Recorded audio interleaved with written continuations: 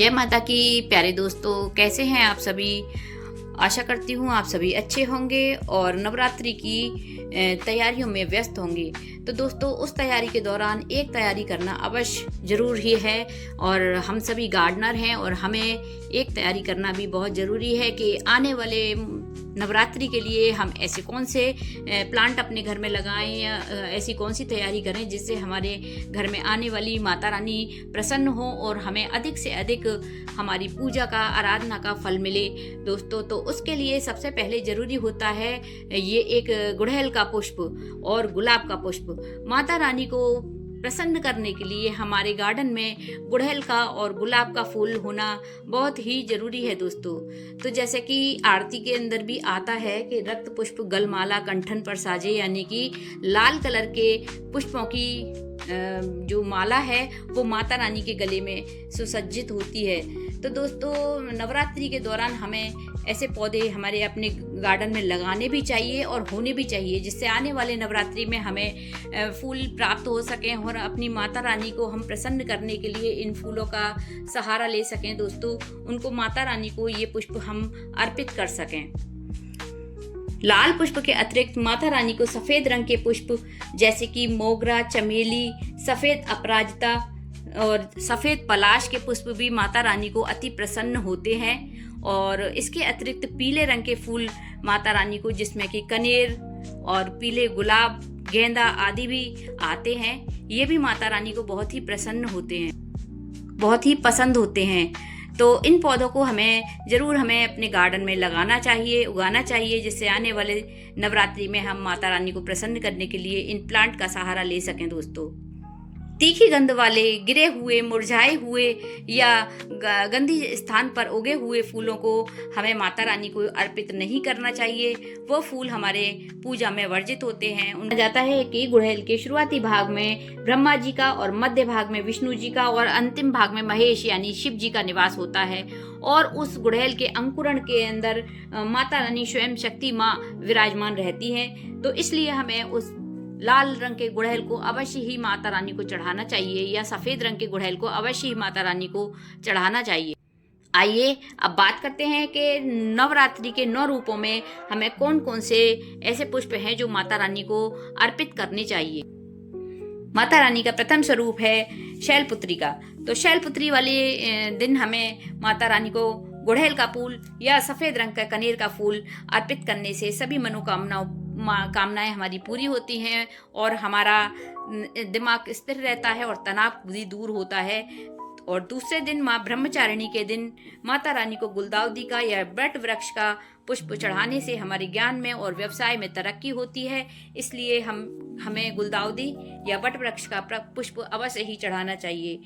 तीसरा दिन आता है माँ चंद्रघंटा का। चंद्रघंटा के दिन माता रानी को कमल का पुष्प या अपराजिता का पुष्प अर्पित करना चाहिए। इससे माता रानी प्रसन्न होती हैं और हमें अपार सफलता प्राप्त होती है। दोस्तों, माता रानी के चौथे स्वरूप को कूष्मांडा का दिन माना जाता है।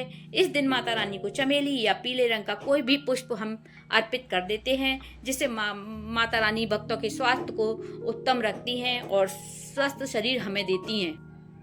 5वां दिन माता रानी के स्कंद माता का स्वरूप होता है। इस दिन माता को पीले रंग का पुष्प अति प्रिय होता है। इस दिन माता रानी को पीले रंग का पुष्प चढ़ाने से माता रानी प्रसन्न होती हैं और संतान सुख देती हैं और हमें सुख समृद्धि प्रदान करती हैं। माता रानी का 6वां दिन होता है कात्यायनी का।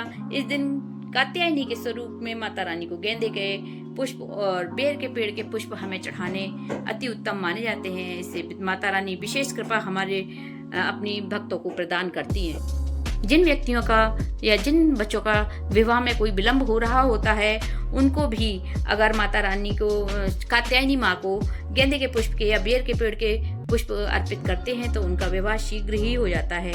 माता रानी का 7वां स्वरूप है कालरात्रि का। तो कालरात्रि के स्वरूप को माता रानी के नीले रंग का कृष्ण कमल चढ़ाना बहुत ही उत्तम माना जाता है। और ऐसा भी माना जाता है कि कालरात्रि में अगर माता रानी को हम नीले रंग का कृष्ण कमल चढ़ाते हैं तो वो शत्रुओं पर विजय प्राप्त होती है। दोस्तों, माता रानी के 8वें स्वरूप यानी महागौरी के दिन माता रानी को मोगरा का पुष्प बहुत पसंद है। माँ गौरी को मोगरा अति प्रिय है। तो मोगरा के पुष्प की माला या मोगरा के पुष्प यदि हम अर्पित करते हैं माता रानी को, तो वैवाहिक जीवन में बहुत ही हमारी सुख शांति बनी रहती है और एकत्व बना रहता है। दोस्तों, माता रानी का नवा स्वरूप आता है सिद्धिदात्री का। तो सिद्धिदात्री माता रानी को अगर हम चंपा या गुड़हल के पुष्प की माला चढ़ाते हैं तो माता हमारी सभी भौतिक और मानसिक सभी मनोकामनाएं हमारी पूर्ण करती हैं और हमें सुख शांति और समृद्धि देती हैं। अब बात करते हैं कि माता रानी को ऐसे कौन से पुष्प हैं जो नहीं चढ़ाए जाने चाहिए। तो आक का, मदार का, इन दोनों ही पुष्पों का माता रानी को निषेध माना गया है। दूर्वा, तुलसी, मालती आदि पुष्पों का भी निषेध माना गया है। इसके अतिरिक्त बात करें कि नवरात्रि के दिनों में हमें कौन से ऐसे और पौधे हैं जो इनको लगाना शुभ माना गया है। तो इसमें सबसे पहले तो आता है गुड़हल का पौधा, गुलाब का पौधा। इन दोनों पौधों को तो हम अपने नवरात्रि के दिनों में या प्रथम दिन या नवरात्रि के 9 दिनों में किसी में से भी अगर दिन में हम अगर अपने घर में लगाते हैं तो सुख शांति और समृद्धि का प्रतीक माना गया है लगाना इसको। इसके अतिरिक्त हम अपराजिता को, चाहे वह नीली हो या सफ़ेद हो, कोई भी हो, उसको हम अपने घर में लगाना बहुत शुभ माना जाता है। दोस्तों, पारिजात का पुष्प भी हम अपने घर में नवरात्रि के दिनों में लगा सकते हैं, जिसको नाइट जैस्मिन भी कहा जाता है।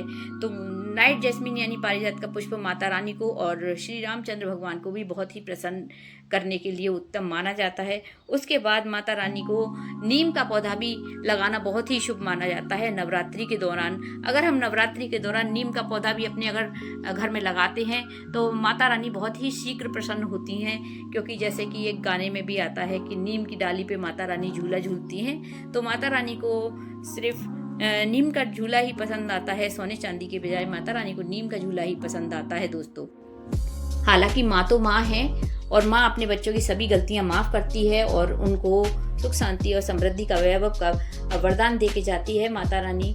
तो मैं यही मानना है कि आप चाहे कोई भी पुष्प चढ़ाएं, पर श्रद्धा भाव से और प्यार से अपनी माता रानी को प्रसन्न करें और आप भी इसी तरह से अपने घर में छोटे छोटे सुंदर सुंदर फूल गमलों में लगाते रहें, जिससे माता रानी अति प्रसन्न हो और आपको भी सुख शांति समृद्धि का वरदान देके जाएं।